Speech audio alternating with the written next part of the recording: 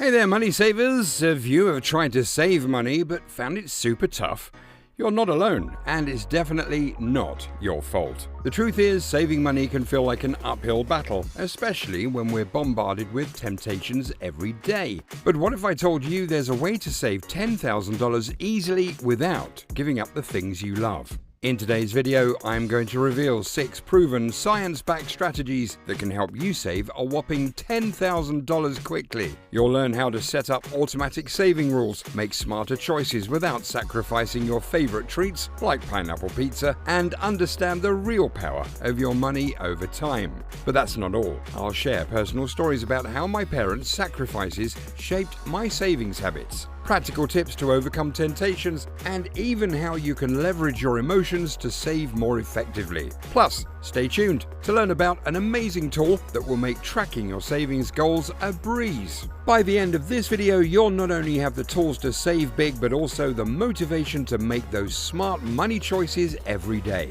So, stick around, hit that like button, subscribe, and let's dive into the journey of making your money work for you. How to save money easily and enjoy your favorite things.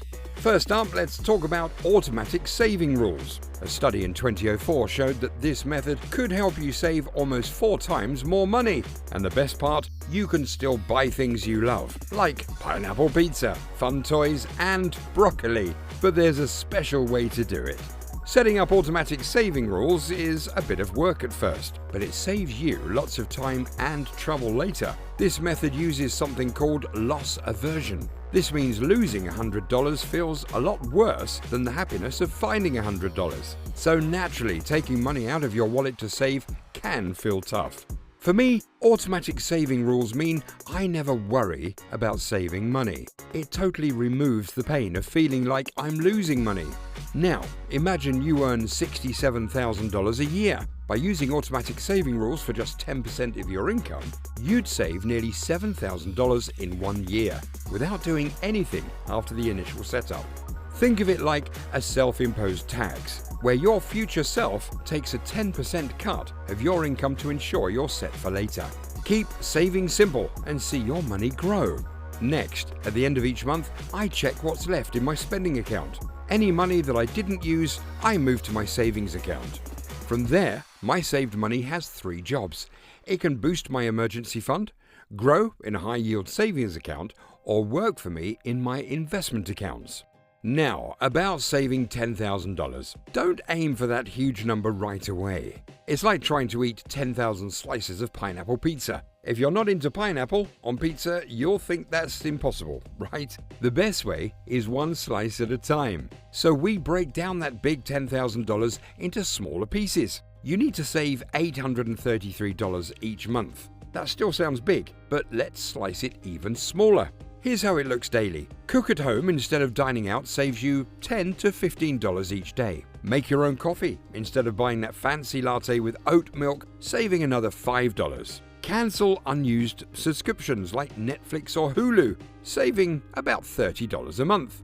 Choose public transport over Uber to save $50 a week. Play games like Catan at home with friends instead of spending $100 at the bar. But here's a little trick our minds play called present bias, where we value immediate pleasure over future gains. Here's a simple trick to beat it.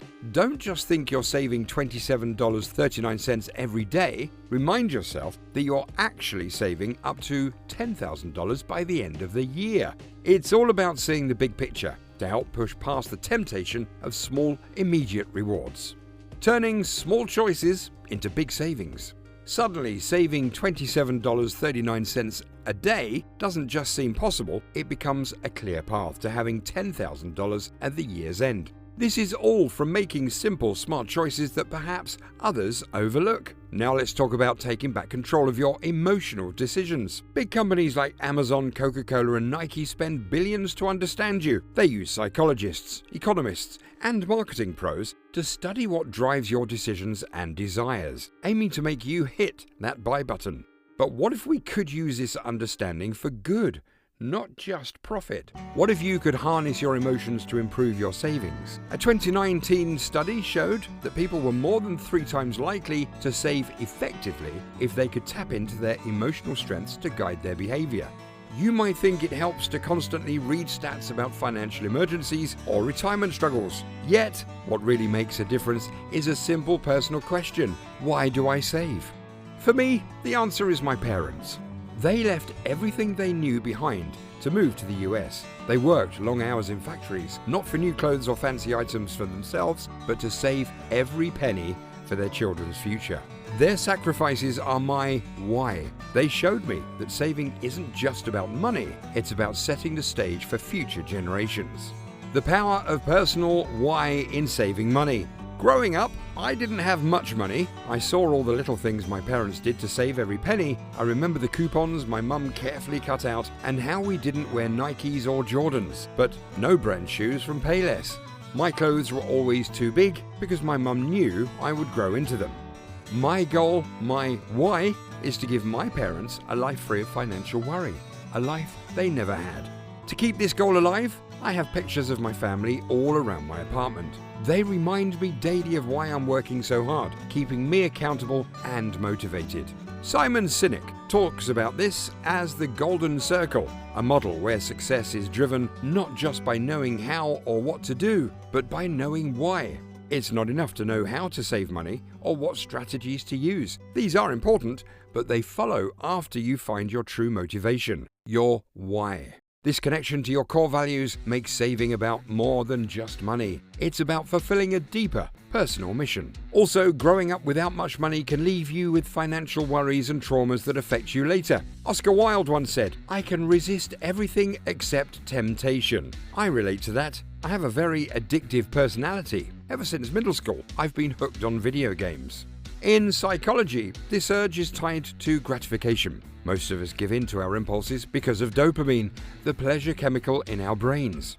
It's often misunderstood how dopamine works. You might think it goes like this. You see something you want, like a Mr. Magic lamp, you buy it, and you get a big dopamine rush. But after buying it, that thrill fades away. However, research shows that the dopamine actually hits when we anticipate the purchase. This anticipation is what companies exploit. They spend billions on marketing tricks, like sales signs that make you feel like you're saving money, or they set up offers where you spend more to save a bit on shipping. Mastering delayed gratification to boost your savings. So how do we resist these clever traps? There's a psychologist named Baumeister who studies people's cravings, like for chocolate cake. Instead of giving in to the craving immediately, he suggests waiting it out. By delaying gratification, people find their desire lessens or they make more rational decisions about what they really want. The technique worked wonders. People's cravings to eat the cake dropped significantly. Here's a smart tip. Instead of swearing off all unnecessary purchases, which isn't realistic, try creating a not now but later list. Whenever I spot something I really want, I add it to this list. I enjoy the anticipation, but I wait 30 days before making the purchase. If I still want it after those 30 days, I'll buy it. However, what happens most of the time, about 92.7% to be exact, is that I realize I don't really need the item. It was just a spur-of-the-moment want. Understanding the future value of money was a game changer for my finances. It's like this: if I offered you $100 today or $100 next year, you'd probably want it today because you could use it right away. You could buy 50 cheeseburgers, a nice watch, or something fun like a Mr. Magic lamp. We naturally think that $100 today is more valuable than $100 next week or next year. That's the basic concept of the future value of money. But here's where it gets interesting. If I offered you $100 today or $105 next year, you'd have to think about it, right? That's where understanding the future value comes in handy. It helps us make smarter choices based on what our money will be worth later. For example, if you could invest $100 today in something that returns 10% annually in 1 year, that $100 would grow to $110. Understanding this helps you see how much more your money could do for you if you manage it wisely. Understanding the long-term value of your money. Consider this: if $100 today won't earn more than a 5% return in a year, then taking $105 next year might be the smarter choice, as the $105 will exceed the present value of $100. It's essential to think about how much your saved money could grow if invested wisely. For example, suppose you skip buying a luxury item like a Mr. Magic Lamp for $5,000 and instead invest that money in the S&P 500 index fund, assuming a 10% annual return. In 15 years, that $5,000 could grow to nearly $13,000, and in 20 years, it could soar to over $33,000. So ask yourself, is this the immediate satisfaction of a $5,000 purchase worth potentially $33,000 in the future? Rethinking savings. Next, let's rethink savings. It's not just your income minus your expenses. Author Morgan Housel suggests that savings equals your income minus your ego. Look around. Are there items you bought just to keep up with or outdo someone else, like a new TV or car, because a friend bought one too? Housel argues that much of our spending is driven by ego, a display of wealth, not need. The fastest way to boost your savings isn't necessarily by increasing your income, but by increasing your humility. You'll spend less if you want less, and you'll want less if you stop caring about what others think. Now is your turn.